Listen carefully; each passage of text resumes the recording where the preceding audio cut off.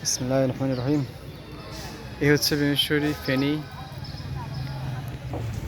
এই হচ্ছে বিজয় সিং ডিগ্রি ফাড়ে আসলাম। এই আমাদের এই জায়গাটা উদ্বোধন করছিল নিজাম হাজারি, তারপরে এমপি ছিল ওবায়দুল কাদের।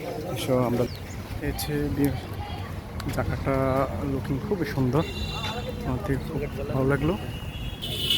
এখানের যে ফুলগুলা দেখতে অসাধারণ।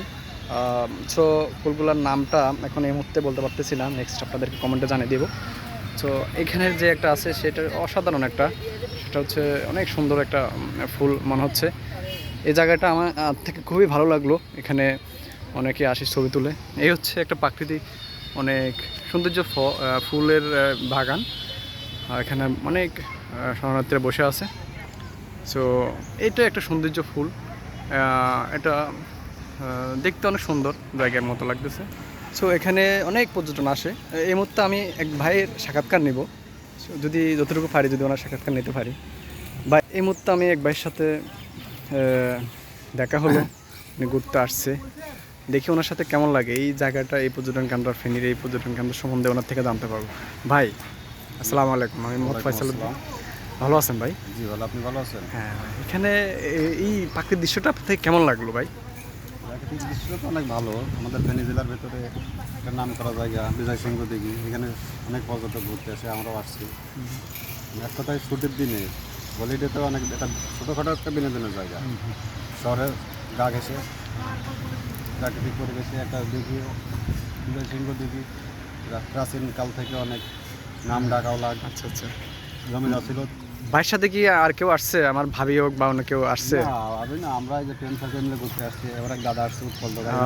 ওনার দাদা না, ওনার নামটা কি? জানার চেষ্টা করেন। হ্যাঁ হ্যাঁ, দাদা আপনার নাম বলে এই দিঘিপাড়া সম্বন্ধে একটু অনুমতি বলেন, সংক্ষেপে বলবেন।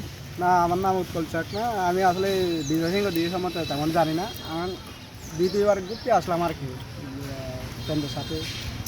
বলেন, বিস্তারিত আমি তেমন কিছু বলতে পারবো না। দাদা কি ওই যে আপনাদের বাড়ি কি খাগড়াছড়ি? আপনি এখানে মনে হয় কি এখানে আপনাদেরকে দেখলে বোঝা যাচ্ছে আপনারা কোন অঞ্চলের মানুষ, বুঝছেন দাদা? আপনারা খুব ভালো মনের মানুষ। সো ভালো থাকবেন।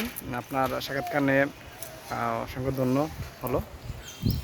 এখানে যে পার্কের ভিতরে ঢোকার একটা সৌন্দর্য সিস্টেম করলো, সেটা হচ্ছে যে এখানে কেউ মোটর সাইকেল নিয়ে বড় ধরনের কিছু নিয়ে ঢুকতে পারবে না। এটা খুব ভালো লাগলো আমার। এটা হচ্ছে একটা বড় দিঘির পাড়া। এটা হচ্ছে বিজয় সিংয়ের দিঘির পাড়া, অনেক বড়। মনে হচ্ছে যে 1.5 কিলো হবে এরিয়াটা, অনেক বড়। এখানে সবাই মোটামুটি বিকালে আসে, ঘুরতে আসে, ছেলেরা গোসল করে। সো অনেক সৌন্দর্য জায়গা মনে হয়। সো এখন আজান হয়েছে, এখন আমরা আমাদের গন্তব্য উদ্দেশ্যে চলে যাব। এটা হচ্ছে যে বিজয় সিং দিঘির পাড়া, এখানে আমাদের গন্তব্য চলে যাচ্ছি। এটা হচ্ছে যে মূল গেট বিজয় সিংয়ের। সো এখন আমরা আমাদের গাড়ির নিকট চলে আসছি। এটা হচ্ছে আমার গাড়ি। এখন আমরা আমাদের গন্তব্য উদ্দেশ্যে রওনা দিব। সো আমি ভিডিওটা এখানে শেষ করলাম।